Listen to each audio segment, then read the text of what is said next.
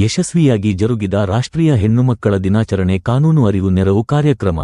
ಹೌದು, ಬಾಗಲಕೋಟೆ ಜಿಲ್ಲೆಯ ಜಮಖಂಡಿ ನಗರದ ಜಿ ಪ್ರೌಢಶಾಲೆಯ ಸಭಾಭವನದಲ್ಲಿ ಜಿಲ್ಲಾ ಕಾನೂನು ಸೇವೆಗಳ ಪ್ರಾಧಿಕಾರ, ತಾಲೂಕು ಕಾನೂನು ಸೇವಾ ಸಮಿತಿ, ನ್ಯಾಯವಾದಿಗಳ ಸಂಘ, ಶಿಶು ಅಭಿವೃದ್ಧಿ ಯೋಜನಾಧಿಕಾರಿಗಳ ಕಾರ್ಯಾಲಯ, ಜಿ ಪ್ರೌಢಶಾಲೆ ಇವರ ಸಂಯುಕ್ತ ಆಶ್ರಯದಲ್ಲಿ ಕಾನೂನು ಅರಿವು ನೆರವು ಕಾರ್ಯಕ್ರಮ ಹಮ್ಮಿಕೊಳ್ಳಲಾಗಿತ್ತು.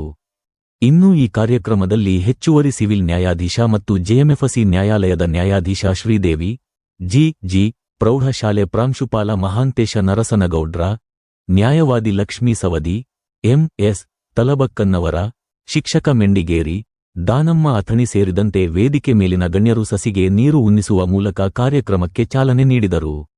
ತದನಂತರ ನ್ಯಾಯಾಧೀಶ ಶ್ರೀದೇವಿ, ನ್ಯಾಯವಾದಿ ಲಕ್ಷ್ಮೀ ಸವದಿ ಕಾರ್ಯಕ್ರಮ ಉದ್ದೇಶಿಸಿ ಮಾತನಾಡಿದರು. ದಾನಮ್ಮ ಅಥಣಿ ಸ್ವಾಗತಿಸಿ ವಂದಿಸಿದರು. ಲೀಗಲ್ ಸರ್ವಿಸಸ್ ಅಥಾರಿಟಿ 1987 ಇದರ ಅಡಿಯಲ್ಲಿ ರಚನೆ ಆಗಿದೆ.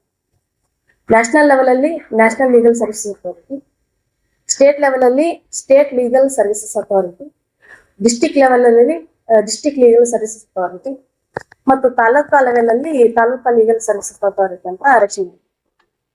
ಏನಿದ್ರ ಮುಖ್ಯ ಉದ್ದೇಶ ಅಂತ ಹೇಳಿದ್ರೆ, ಉಚಿತ ಕಾನೂನು ನೆರವು ನೀಡುವುದು. ಯಾರಿಗೆ ಉಚಿತ ಕಾನೂನು ನೆರವು ಅಂದ್ರೆ, ಮಹಿಳಾ ಮತ್ತು ಮಕ್ಕಳಿಗೆ, ನಿಮಗೆ ವೃದ್ಧರಿಗೆ, ST SC ಕಮ್ಯುನಿಟಿಗೆ, ಹಾಗೂ ಈ ಭೂಕಂಪ ಸುನಾಮಿ ಏನಾಗುತ್ತಲ್ಲ ಅದರಿಂದ ಏನು ವಿಕ್ಟಿಮ್ಸ್ ಇರ್ತಾರಲ್ಲ ಅವರಿಗೆ ಒಂದು ಕಾನೂನು ನೆರವು ನೀಡುತ್ತೆ.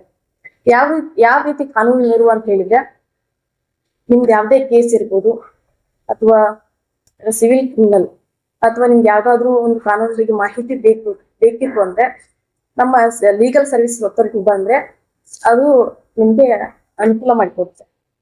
ನಿಮ್ಮಿಂದ ಯಾವುದೇ ರೀತಿಯಾದ ಏನು ಹಣನ ಪಡೆಯದೆ ಉಚಿತವಾಗಿ ನಿಮ್ಗೆ ಕಾನೂನು ನೆರವನ್ನ ನೀಡುತ್ತೆ. ಇದು ಒಂದು ಏನೋ ಉದ್ದೇಶ, ಈ ಲೀಗಲ್ ಸರ್ವಿಸ್ ಅಥಾರಿಟಿ ಉದ್ದೇಶ. ಇನ್ನೊಂದು ಕಾನೂನು ಅರಿವು ಮೂಡಿಸೋದು. ಈಗ ಬಂದಿದೀವಲ್ಲ, ಈ ರೀತಿ ಬೇರೆ ಬೇರೆ ಕಡೆ ಹೋಗಿ ನಾವು ಕಾನೂನು ಅರಿವನ್ನ ನಾವು ನೀಡ್ತೀವಿ. ನಮ್ಮ ಪ್ಯಾನೆಲ್ ವಕೀಲರು ಇರ್ತಾರೆ, ಅವರು ವಿಷಯವನ್ನ ಅರಿತಿರ್ತಾರೆ, ಅವ್ರು ನಿಮ್ಗೆಲ್ಲ ಹೇಳ್ತಾರೆ. ಇನ್ನೊಂದು ಉದ್ದೇಶ ನಿಮ್ಗೆಲ್ಲ ಗೊತ್ತಿದೆ, ನಿಮಗೂ ಗೊತ್ತಿರದೇ ಇರ್ಬೋದು, ಇಲ್ಲ ಗೊತ್ತಿರುತ್ತೆ. ಕೇಸ್ ಪೆಂಡೆನ್ಸಿ ತುಂಬಾ ಇದೆ ನಮ್ಮ ಕೋರ್ಟ್ಗಳಲ್ಲಿ.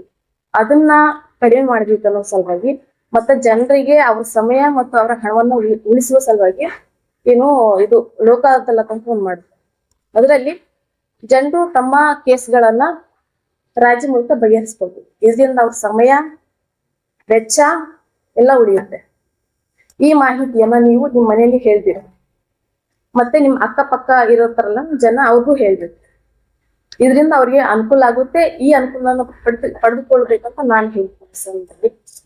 ಇಲ್ಲ ವಕೀಲರಾಗಿರ್ಬೇಕು, ಇಲ್ಲ ಡಾಕ್ಟರ್ ಆಗಿರ್ಬೇಕು, ಇಂಜಿನಿಯರ್ ಆಗಿರ್ಬೇಕು. ಅದಕ್ಕೆ ನೀವೆಲ್ಲರೂ ತುಂಬಾ ಚೆನ್ನಾಗಿ ಓದ್ಕೋಬೇಕು.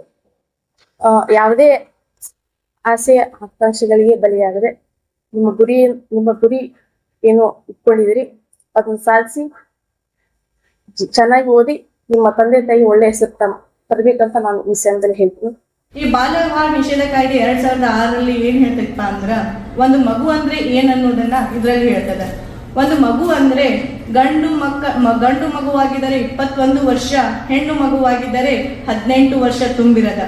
ಅಂದ್ರೆ ಯಾವ ಗಂಡು ಮಗುವಿಗೆ 21 ವರ್ಷ ತುಂಬಿರುವುದಿಲ್ಲೋ, ಹೆಣ್ಣು ಮಗುವಿಗೆ 18 ವರ್ಷ ತುಂಬಿರುವುದಿಲ್ಲೋ ಅಂತವನ್ನೆಲ್ಲ ನಾವು ಏನ್ ಕರಿತೀವಿ, ಈ ಕಾಯ್ದೆ ಅಡಿಯಲ್ಲಿ ಮಗು ಅಂತೇಳಿ ಕರಿತೀವಿ. ಸ್ಕೂಲಲ್ಲಿ ಕಲಿತಾ ಇದ್ದೀರಾ, ಹಳ್ಳಿಗಳಲ್ಲಿ ಎಷ್ಟೋ ನೋಡ್ಬಹುದು. ನಾವು ಏನ್ ಮಾಡ್ತಾರೆ, ಸಾಕಿನ ಮದುವೆ ಮಾಡ್ತೀನಿ, ಗಂಡನ ಮನೆಗೆ ಹೋಗ್ಕೊಂಡ್ರಿ, ಸಾಕಿನ ಸಾಲಿ ಕಲ್ತಿದ್ದು ಅಂತಾರೆ. ಆದ್ರೆ ನಿಮ್ಗೆ ಏನಾಗ್ತದೆ, ನಿಮ್ಗೆ ಯಾವ್ದ್ರಿಂದ ವಂಚನೆ ಆಗ್ತೀರಿ, ನೀವು ಅಲ್ಲಿ ಶಿಕ್ಷಣದಿಂದ ವಂಚನೆ ಆಗ್ತೀರಿ. ನಿಮ್ಮ ಪೌಷ್ಟಿಕ ನಿಮ್ಗೆ ಪ್ರತಿಯೊಬ್ಬರು ಶಿಕ್ಷಣದಿಂದ ವಂಚನೆ ಆಗ್ತೀರಿ. ಯಾಕಪ್ಪ ನಾ ಇನ್ನ ಸಾಲಿ ಕಲಿತಾ ಇದ್ದೀನಿ, ನಾ ಎದಕ್ಕಿನ್ನ ಸಾಲಿ ಬಿಡಬೇಕು, ನಾನು ಸಾಲಿ ಕಲಿತೀನಿ ಅಂತೇಳಿ ಪ್ರತಿಯೊಬ್ಬ ವಿದ್ಯಾರ್ಥಿ ನೀವು ಮುಂದೆ ಬಂದು ನೀವು ಮದುವೆ ಮಾಡ್ತಿದ್ರೆ ನಿಮ್ ಪೋಷಕರಿಗೆ ಹೇಳ್ಬೇಕು. ನೀವು ನಾನು ಮದುವೆ ಆಗೋದಿಲ್ಲ, ನನಗೆ ಇನ್ನೂ ಸಣ್ಣ ವಯಸ್ಸಿದೆ, ಕಾಯ್ದೆ ಹೇಳ್ತೀನಿ, ನಾನು ಮದುವೆ ಆಗೋದಿಲ್ಲ ಅಂತ ಹೇಳ್ಬೇಕು. ನೀವು ನಿಮ್ಮದು ಅಷ್ಟೇ ಅಲ್ಲದೆ ನಿಮ್ಮ ಊರಿನಲ್ಲಿ ಇನ್ನೂ ಮದುವೆಗಳು ನಡೀತಿರ್ತವೆ, ಬಾಲ್ಯ ವಿವಾಹಗಳು ಇನ್ನೂ ಹಳ್ಳಿಗಳಲ್ಲಿ ಪ್ರಚಲಿತದಲ್ಲಿದ್ದಾವೆ. ನೀವು ಅವ್ರನ್ನೆಲ್ಲರೂ ಏನ್ ಮಾಡ್ಬೇಕು, ರಕ್ಷಣೆ ಮಾಡ್ಬೇಕು. ನೀವು ಅವ್ರದ್ದು ರಕ್ಷಣೆನೂ ಕೂಡ ನಿಮ್ಮ ವಿದ್ಯಾರ್ಥಿಗಳ ಮೇಲೂ ಇದೆ. ಯಾಕಂದ್ರೆ ನೀವೇ ನಮ್ಮ ಮುಂದಿನ ಪ್ರಜೆಗಳು ಅನ್ನೋದಕ್ಕಿಂತ ಈಗಿನ ಪ್ರಜೆಗಳಂದ್ರೂ ತಪ್ಪಾಗುದಿಲ್ಲ. ಆದ್ರಿಂದ ಪ್ರತಿಯೊಬ್ಬ ವಿದ್ಯಾರ್ಥಿ ನೀವು ಏನ್ ಮಾಡ್ಬೇಕು, ಎಲ್ಲಾದ್ರೂ ಮದುವೆ ಬಾಲ್ಯ ವಿವಾಹ ಆಗ್ತಿದ್ರೆ ತಡೆಗಟ್ಟಬೇಕು. ನೀವೇನು ಮಾಡ್ಬೇಡ್ರಿ, ಪೊಲೀಸ್ ಸ್ಟೇಷನ್ ಇರ್ತಾವ ಹತ್ತಿರದಲ್ಲಿ, ಪೊಲೀಸ್ ಸ್ಟೇಷನ್ ಹೋಗಿ ಕಂಪ್ಲೇಂಟ್ ಕೊಡ್ರಿ. ಇಲ್ಲಾಂದ್ರೆ ಮಹಿಳಾ ಮತ್ತು ಮಕ್ಕಳ ಕಲ್ಯಾಣ ಅಭಿವೃದ್ಧಿ ಇಲಾಖೆ ಅದ, ಅಲ್ಲಿ ಕಂಪ್ಲೇಂಟ್ ಕೊಡ್ರಿ.